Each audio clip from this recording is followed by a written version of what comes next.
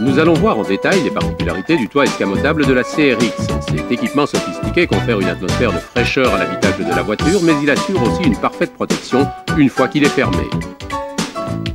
Le dispositif du toit escamotable assure la manœuvre du pavillon qui va se loger sous le capot du coffre à bagages.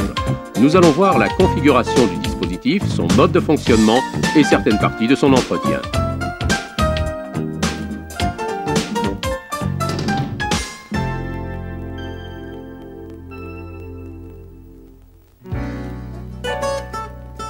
Voici d'abord comment se présente le dispositif.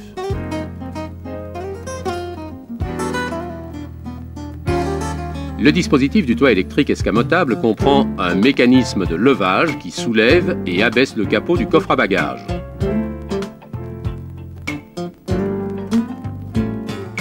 Un mécanisme de coulissement qui fait coulisser le pavillon sous le capot du coffre à bagages. Un mécanisme d'inclinaison qui soulève ou abaisse l'arrière du pavillon.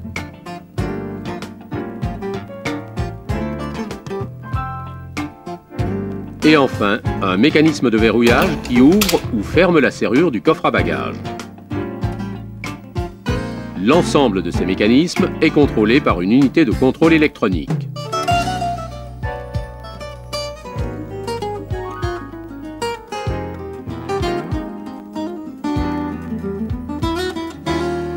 Le mécanisme de levage du coffre comporte essentiellement des rails, des coulisseaux élévateurs et des vis sans fin de commande.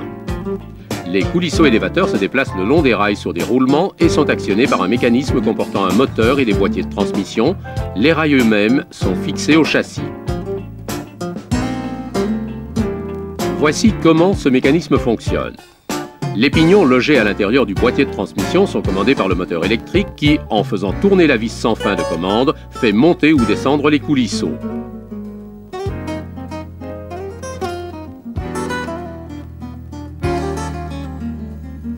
Quatre contacteurs servent à déterminer quelle est la position du capot du coffre. Les contacteurs de position de fermeture A et B détectent que le coffre à bagages est totalement fermé.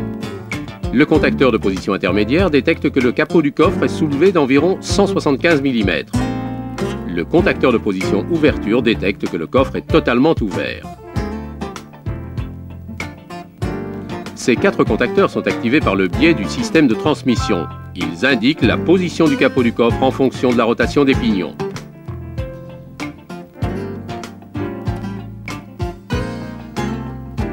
Le moteur électrique comporte un détecteur de rotation qui détecte le bon fonctionnement du moteur grâce à un aimant fixé sur l'arbre du moteur.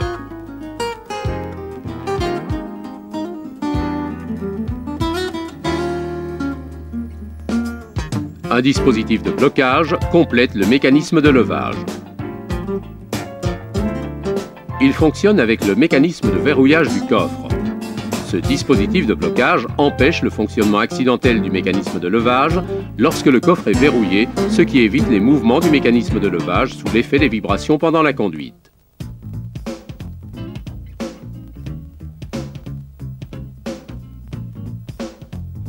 Le mécanisme de coulissement se compose d'un cadre de base, d'un cadre mobile, d'un chariot coulissant et d'un moteur. Le cadre mobile est fixé sur des rails au-dessus du cadre de base, lequel est rattaché à sa partie supérieure au coulisseau élévateur. Le chariot coulissant du toit, qui est lui-même monté sur rails au-dessus du cadre mobile, déplace le pavillon pour ouvrir et fermer le toit.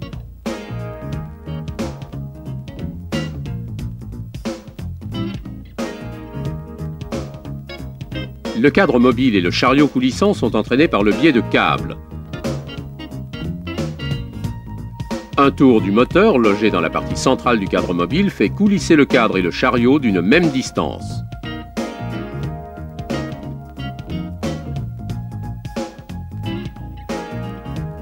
Les pignons du moteur comportent un contacteur de coulissement avant et un contacteur de coulissement arrière. Le contacteur avant détecte le coulissement du chariot vers l'avant et inversement pour le contacteur arrière. Un détecteur relève également la rotation du moteur.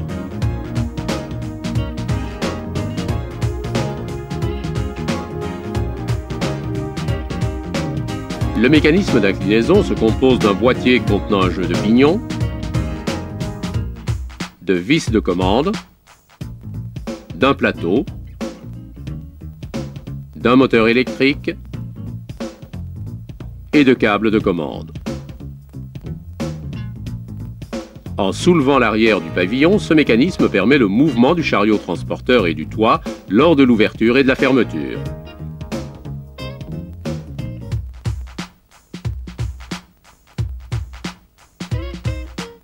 Le mouvement rotatif du moteur est transmis au pignon logé à l'intérieur du boîtier par le biais de câbles.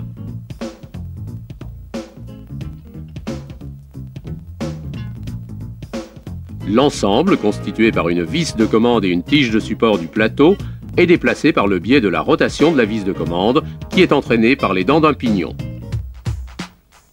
Le boîtier comporte 3 contacteurs d'inclinaison qui détectent si le pavillon a atteint sa position de levée maximale, sa position de fermeture ou une position intermédiaire à environ 80 mm.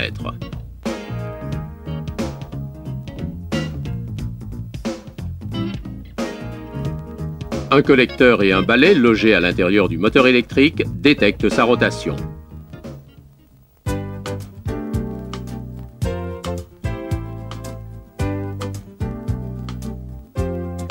Le mécanisme de verrouillage se compose d'un moteur, d'un loquet,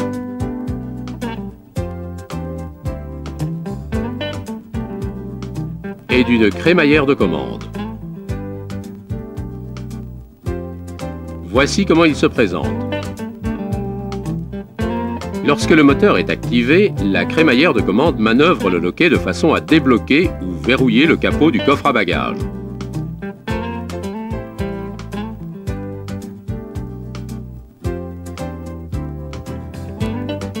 Le contacteur de la serrure du coffre détecte si la serrure est ouverte ou fermée.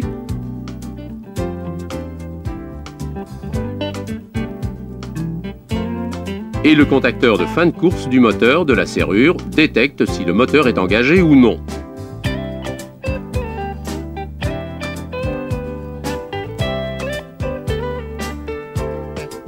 L'unité de contrôle électronique est placée dans le coffre à bagages. Elle assure le contrôle des opérations d'ouverture et de fermeture du pavillon, le fonctionnement du capot du coffre, des glaces latérales et de la lunette arrière.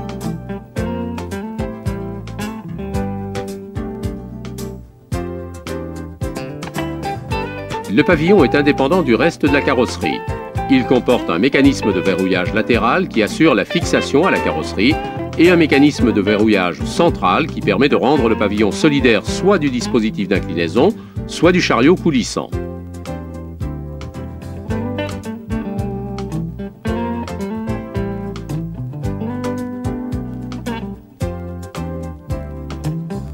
Lorsqu'on inverse la position des leviers de verrouillage latéral, le mécanisme fait coulisser les tiges d'ancrage qui fixent le pavillon au montant avant et au cadre de toit à l'arrière, ce qui libère le toit ou le fixe à la carrosserie.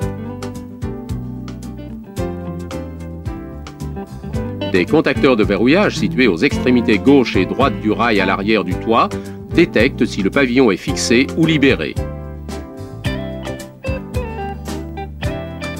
Lorsque le levier de verrouillage central passe de la position fermée à la position ouverte, une came du mécanisme commandée par câble assure le blocage des ergots des tiges du chariot coulissant dans les encoches du pavillon. Les tiges et le pavillon sont ainsi rendus solidaires. Au même moment, le mécanisme d'inclinaison et la tige du verrouillage central descendent, ce qui libère le pavillon du dispositif. À ce stade, le contacteur du chariot coulissant détecte que les tiges d'ancrage sont fixées dans le pavillon et le contacteur de verrouillage central qui se trouve sur la plaquette du mécanisme d'inclinaison détecte que le pavillon est désolidarisé. L'inverse se produit lorsque le levier du verrouillage passe en position fermée. Voyons maintenant comment fonctionne le dispositif de commande. Par mesure de sécurité, plusieurs conditions doivent être réunies avant que le toit escamotable électrique puisse être actionné. Le moteur doit être en marche. La voiture doit être à l'arrêt. Le frein à main doit être serré. La lunette arrière doit être totalement fermée. Le coffre doit être fermé. Les contacteurs doivent tous être en état de fonctionnement. Le verrouillage latéral doit être déverrouillé des deux côtés. L'ensemble de ces conditions doivent être réunies pour que le système puisse fonctionner. Voici comment l'ouverture du pavillon se déroule. La première étape consiste à appuyer sur le côté ouverture-fermeture de l'interrupteur de commande du toit escamotable.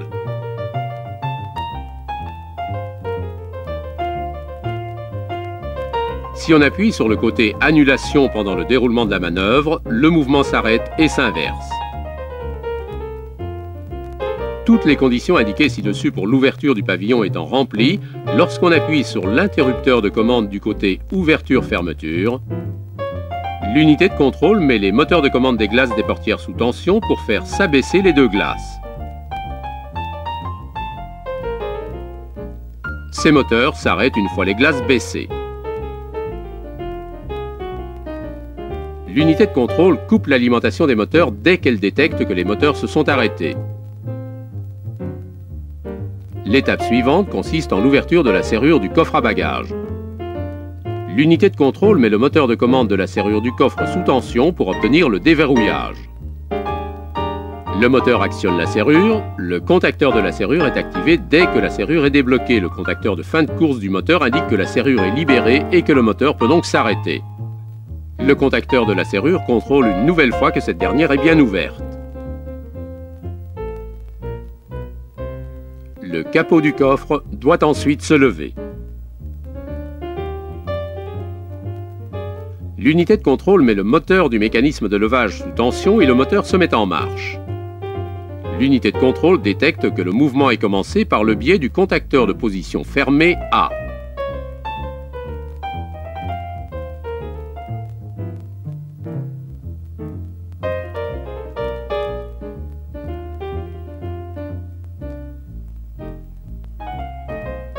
De même, elle détecte que le capot du coffre a atteint la position haute par le biais du contacteur de position ouverte. L'unité de contrôle détecte l'arrêt du moteur, coupe son alimentation et vérifie la position des contacteurs. Le mécanisme d'inclinaison doit ensuite soulever l'arrière du pavillon. L'unité de contrôle met le moteur du mécanisme d'inclinaison sous tension. Elle détecte que l'inclinaison de l'arrière du toit est commencée par le biais du capteur de basculement numéro 1.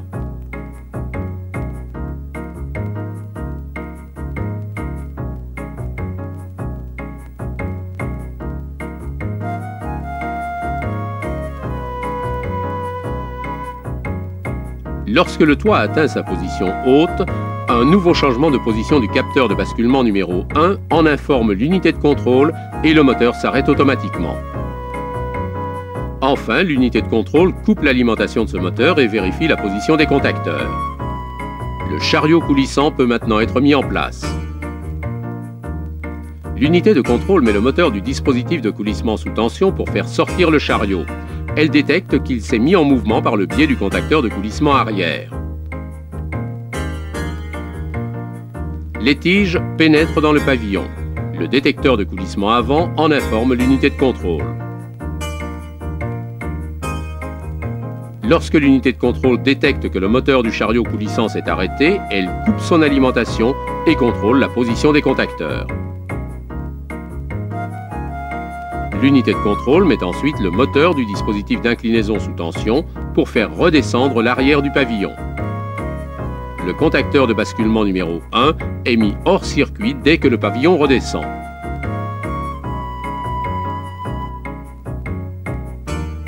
Lorsque le pavillon se trouve à environ 80 mm de sa position de repos, le contacteur de basculement numéro 2 est activé, l'alimentation du moteur est coupée et le moteur s'arrête. L'unité de contrôle vérifie ensuite la position des contacteurs. À ce stade, le conducteur doit relâcher l'interrupteur de commande du toit escamotable et faire passer le levier du verrouillage central à la position ouvert. Le contacteur du verrouillage central indique à l'unité de contrôle que le verrouillage central est ouvert et le contacteur du chariot coulissant lui indique que le pavillon et les tiges du chariot sont désormais solidaires. Le conducteur actionne alors à nouveau l'interrupteur de commande. L'unité de contrôle met le moteur du dispositif d'inclinaison sous tension pour faire descendre le dispositif.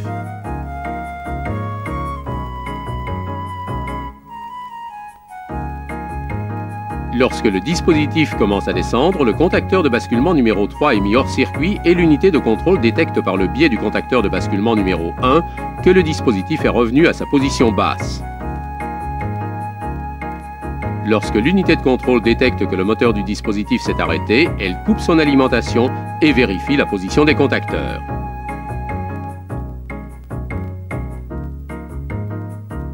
Le pavillon peut maintenant être rangé dans le coffre à bagages. L'unité de contrôle met le moteur de coulissement sous tension pour faire reculer le pavillon sous le capot du coffre et le contacteur de coulissement avant est mis hors circuit.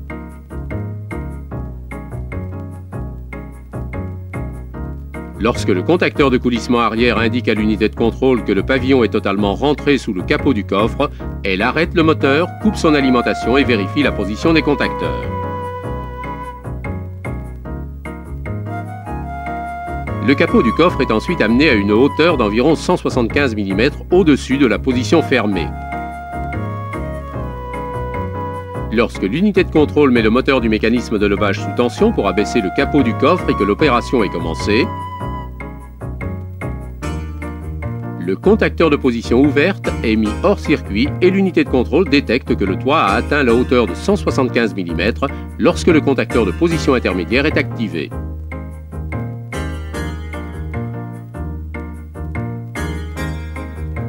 L'unité de contrôle interrompt l'alimentation du moteur, suspend les opérations et contrôle la position des divers contacteurs.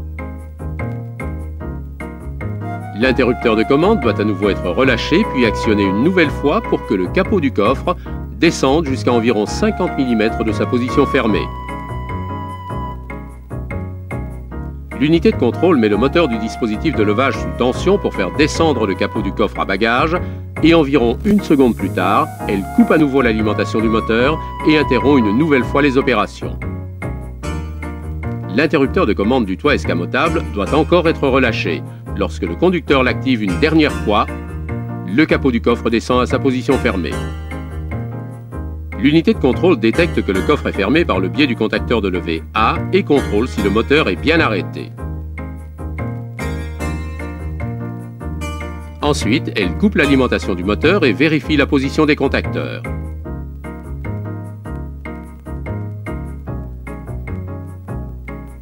Elle contrôle si la serrure du coffre à bagages est effectivement ouverte par le biais du contacteur de la serrure du coffre et du contacteur de fin de course du moteur. Pour terminer, le couvercle du coffre à bagages doit encore être verrouillé. L'unité de contrôle met le moteur de la serrure du coffre sous tension pour obtenir le verrouillage. Lorsque le moteur entame cette opération, le contacteur de fin de course du moteur se met hors circuit.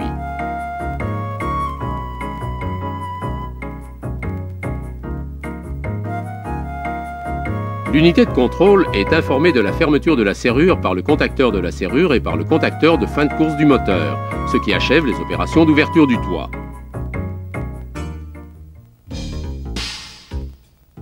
Maintenant, nous allons voir comment le toit se referme. La fermeture du toit se commande de la même manière que son ouverture. Il faut appuyer sur le côté ouverture-fermeture de l'interrupteur du toit escamotable. Les glaces des portières s'abaissent. La serrure du coffre se déverrouille. Le capot du coffre, dans lequel se trouve donc le pavillon, se relève jusqu'à sa position maximale. Le pavillon peut commencer à avancer. L'unité de contrôle met sous tension le moteur de coulissement qui va faire avancer le pavillon.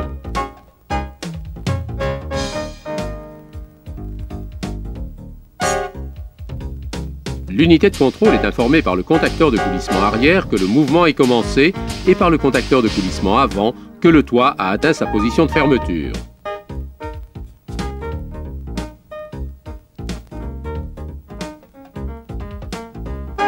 L'unité de contrôle s'assure que le moteur du dispositif de coulissement s'est arrêté, elle interrompt son alimentation et vérifie la position des contacteurs. La plaquette de verrouillage du pavillon va ensuite se soulever d'environ 80 mm. L'unité de contrôle met le moteur du dispositif d'inclinaison sous tension pour faire se relever le pavillon. Les contacteurs de basculement lui indiquent que l'opération est commencée. Le contacteur de basculement numéro 3 lui indique quand le toit a atteint une hauteur d'environ 80 mm.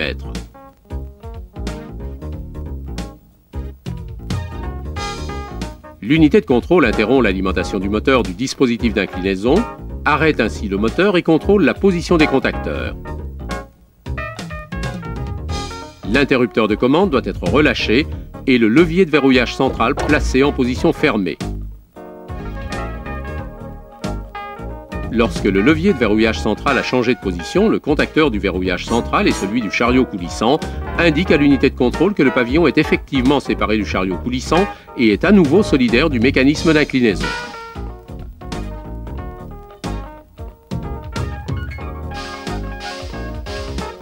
L'interrupteur de commande du toit escamotable doit ensuite être actionné une nouvelle fois pour que le mécanisme d'inclinaison fasse encore remonter le pavillon. L'unité de contrôle met le moteur du dispositif d'inclinaison sous tension et l'opération commence.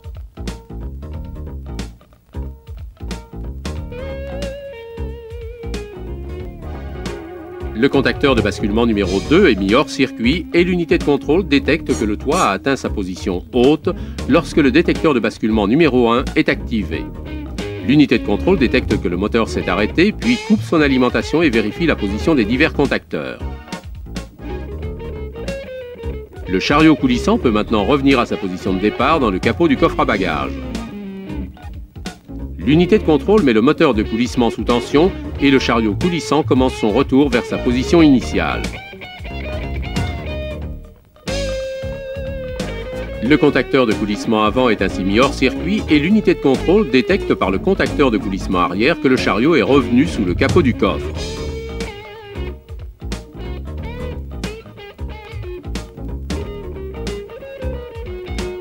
Lorsqu'elle constate que le moteur s'est arrêté, l'unité de contrôle interrompt son alimentation et contrôle la position des contacteurs. Le pavillon va ensuite revenir à sa position initiale. L'unité de contrôle déclenche l'opération en mettant le moteur du dispositif d'inclinaison sous tension.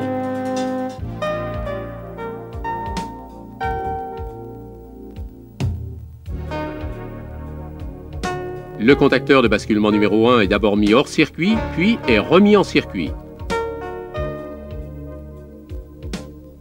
Ce qui indique à l'unité de contrôle que le pavillon est revenu à sa position initiale. L'unité de contrôle constate l'arrêt du moteur, interrompt son alimentation électrique et contrôle la position des contacteurs.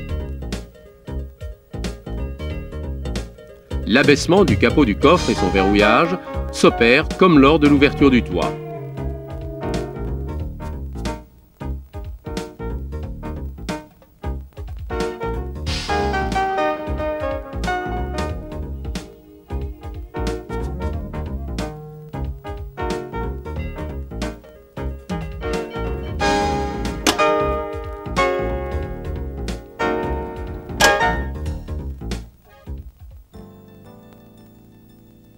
Passons maintenant au fonctionnement du coffre à bagages. Les conditions suivantes doivent être réunies pour pouvoir ouvrir le coffre. La voiture doit être à l'arrêt. Le toit ne peut pas être actionné. La glace arrière doit être totalement relevée. Le chariot coulissant du toit escamotable doit être totalement rentré sous le capot du coffre.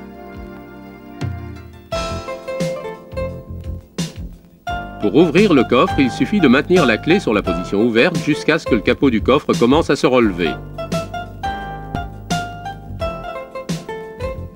Lorsqu'elle reçoit le signal du contact d'ouverture du coffre, l'unité de contrôle met le moteur de la serrure du coffre sous tension pour déverrouiller la serrure.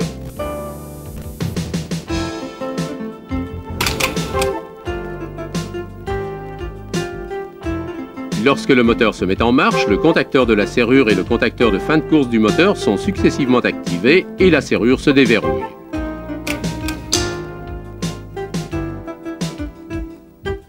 L'unité de contrôle interrompt ensuite l'alimentation du moteur et contrôle le déverrouillage de la serrure par le biais du contacteur de fin de course du moteur. L'unité de contrôle met ensuite le moteur de levage sous tension pour ouvrir le coffre.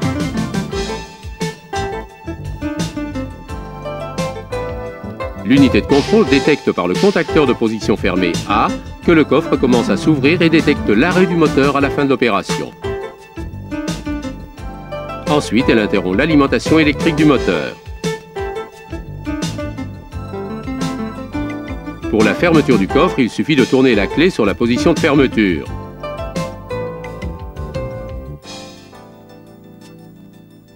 Lorsque l'unité de contrôle reçoit le signal de fermeture,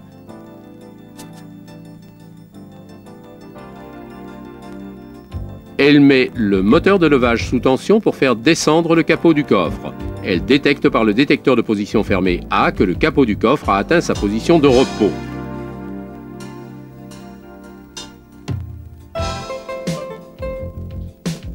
L'unité de contrôle interrompt ensuite l'alimentation du moteur lorsqu'elle détecte qu'il s'est arrêté. Elle vérifie par le biais du contacteur de fin de course du moteur et par le contacteur de la serrure que le coffre est déverrouillé, puis elle met le moteur de la serrure sous tension pour obtenir le verrouillage.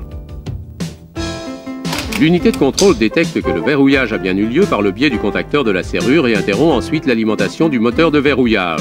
Elle contrôle encore si le coffre est verrouillé par le biais du contacteur de fin de course du moteur du dispositif de verrouillage, ce qui met fin au cycle.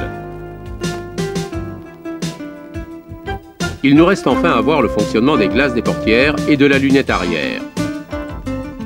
Les glaces avant peuvent être manœuvrées tant que le contact moteur est mis et que le pavillon est soit ouvert soit fermé.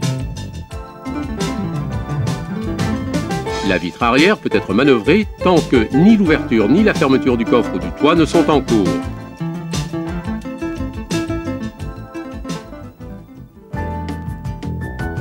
Nous allons voir maintenant dans quelles circonstances les diverses manœuvres vues ci-dessus s'arrêtent. Nous commencerons d'abord par le pavillon. La manœuvre du pavillon est suspendue si l'une des conditions de fonctionnement n'est pas remplie. La position du levier de verrouillage central a été inversée, l'un des détecteurs est défectueux, la commande d'ouverture ou de fermeture n'a pas été poursuivie dans le temps imparti pour la manœuvre, le délai maximum de détection de la fin de la manœuvre a été dépassé, le moteur de la voiture s'arrête pendant la manœuvre. Une alarme sonore intermittente se déclenche dans tous les cas où la manœuvre est interrompue parce que l'une des conditions n'est plus remplie.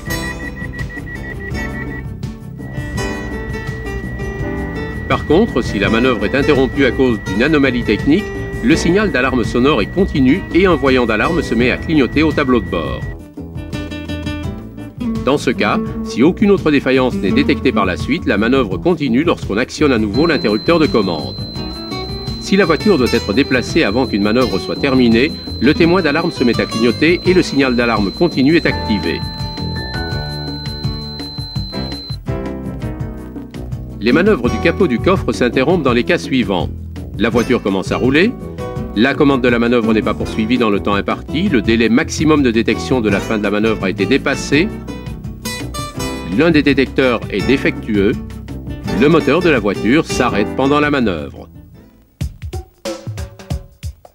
Le dispositif du toit électrique comporte deux voyants d'alarme.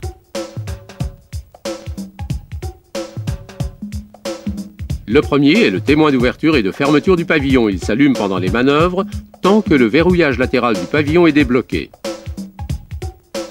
Le second est le témoin d'ouverture du coffre qui s'allume dès que la serrure du coffre est déverrouillée et jusqu'à ce qu'elle soit à nouveau verrouillée.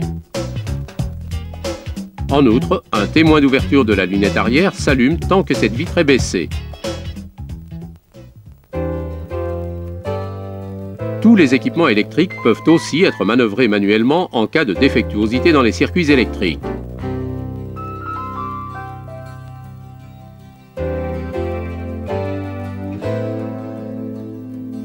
Pour déverrouiller le coffre à bagages, il suffit de tirer la languette qui se trouve dans le boîtier derrière le siège du passager.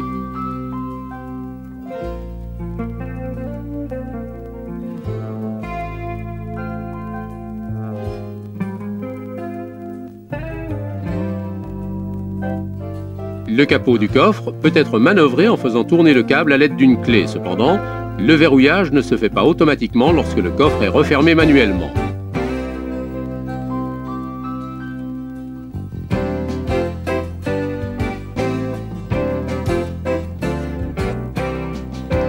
Le dispositif d'inclinaison peut être manœuvré manuellement par rotation du moteur à l'aide d'une clé.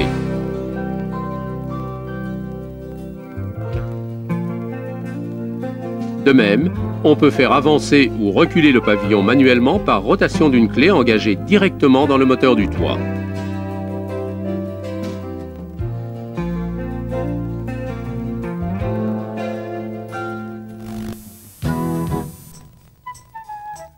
Le dispositif de toit escamotable électrique comporte également un système d'autodiagnostic. Voyons d'abord comment fonctionne la détection des anomalies. Tant que les leviers de verrouillage du pavillon sont placés en position ouverte et que l'interrupteur de commande reste appuyé, le système détecte tout problème survenant au niveau des contacteurs et du fonctionnement des moteurs électriques. Ces contrôles s'effectuent également lorsqu'on actionne successivement l'interrupteur et lorsqu'on demande l'annulation d'une commande alors que le toit est en train de s'ouvrir ou de se refermer. Pendant l'ouverture et la fermeture, le système détecte les anomalies au niveau des contacteurs qui entrent successivement en jeu et du fonctionnement des moteurs qui interviennent. Lorsqu'on active le dispositif du coffre électrique ou qu'il est activé pendant l'ouverture du toit, le système détecte toute anomalie au niveau des contacteurs intervenant dans l'ouverture ou la fermeture du capot du coffre, des contacteurs de coulissement, du contacteur de la vitre arrière, et il détecte la rotation du moteur du coffre. Pendant le fonctionnement du dispositif, le système détecte toute anomalie survenant au niveau d'un contacteur qui intervient dans le processus et est informé du fonctionnement du moteur électrique. Si une anomalie survient pendant l'ouverture ou la fermeture du coffre ou du pavillon, le mouvement est interrompu, un témoin d'alarme clignote au tableau de bord et un code de panne est enregistré par l'unité de contrôle.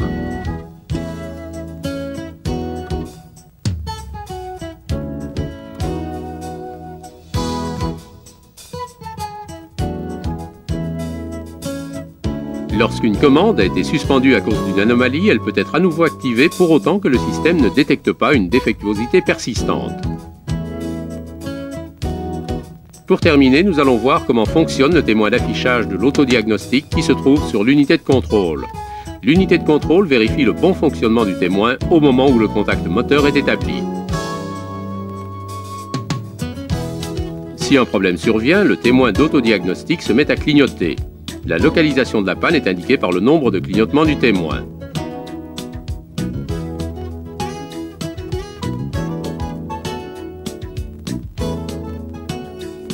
Pour réinitialiser le système d'autodiagnostic, il suffit de débrancher le fusible de secours de 7,5 ampères qui se trouve dans la boîte à fusibles principale. Si on opère la réinitialisation alors que le dispositif est en fonctionnement, ce dernier passe automatiquement en mode de fermeture du toit.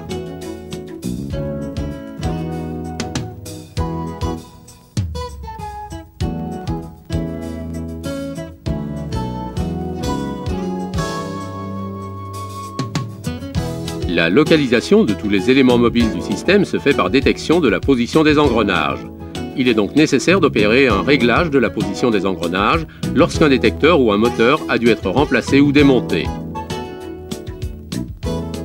Consultez le manuel d'entretien pour l'explication détaillée de cette intervention.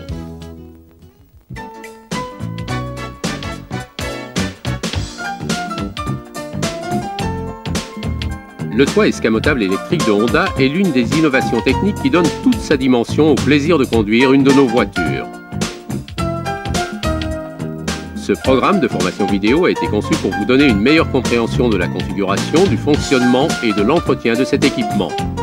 Ce sera pour vous un moyen d'assurer une qualité de service toujours parfaite à votre clientèle Honda.